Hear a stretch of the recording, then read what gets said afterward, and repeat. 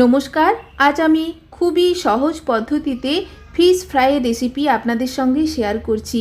খেতে দুর্দান্ত হয়েছিল, অবশ্যই রেসিপিটা ট্রাই করবেন। আমি রুই মাছ ব্যবহার করেছি, আপনারা চাইলে কাতলা মাছও ব্যবহার করতে পারেন। একটা মিক্সার গ্রাইন্ডারে 9-10 টুকরো রসুন, 4-5 টুকরো আদা, দেখেই বুঝতে পারছেন, হাতের মুঠোর 1 মুঠো পরিমাণ ধনেপাতা বেটে নিয়েছি। একেবারে মিহি পেস্ট তৈরি করে নিই। এইভাবে আধ বাটা রেখে পেস্টটা বানিয়েছি। এরপর লবণ হলুদ মাখানো মাছের ওপর পেস্ট অ্যাড করে হাতে করে খুব ভালো করে মাখিয়ে নিচ্ছি। এইভাবে মাখিয়ে 10 মিনিট মতো রেখে দেব। 10 মিনিট রাখার ফলে রসুন আদা ধনেপাতার একটা সুন্দর ফ্লেভার মাছের মধ্যে চলে আসবে। অপরদিকে একটা প্লেটে 4 চামচ মতো বেসন, ছোলার বেসন, 1 চামচ মতো চালের গুঁড়ো, ক্রাশড গোলমরিচ, পরিমাণ মতো লবণ নিয়ে ভালো করে হাতে করে মাখিয়ে নিচ্ছি।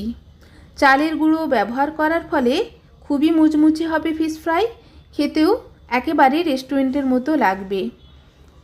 দেখুন ভালো করে মাখিয়ে নিয়েছি।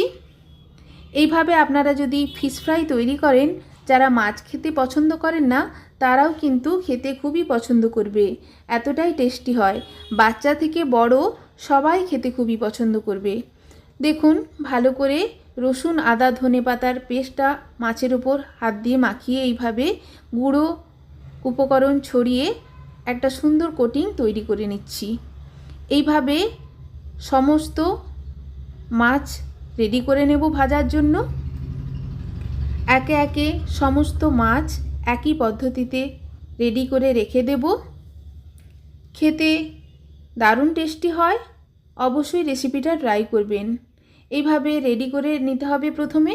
এরপর আমি একটা লোহার কড়াই ভালো করে গরম করে নিয়েছি। পরিমাণ মতো সর্ষের তেল অ্যাড করে তেলও ভালো করে গরম করে নিয়েছি। এরপর গ্যাসের ফ্লেমটা লোতে করে মাছ দিয়ে দেব। একে একে মাছ এইভাবে লোতে রেখে ভেজে নেব। একেবারে হাইতে ফ্লেম অন করা যাবে না, কারণ যদি হাইতে মাছ ভাজা হয় মাছের ভেতরের দিক কাঁচা থেকে যাবে, বাইরের অংশ পুড়ে যাওয়ার সম্ভাবনা থাকে। বাইরের যে কোটিংটা আছে শুকনো উপকরণের, সেটা পুড়ে গেলে খেতে ভালো লাগবে না। এইভাবে লো ফ্লেমে ফিশ ফ্রাই করে নিতে হবে। দেখুন এইভাবে আমি ভেজে নিয়েছি।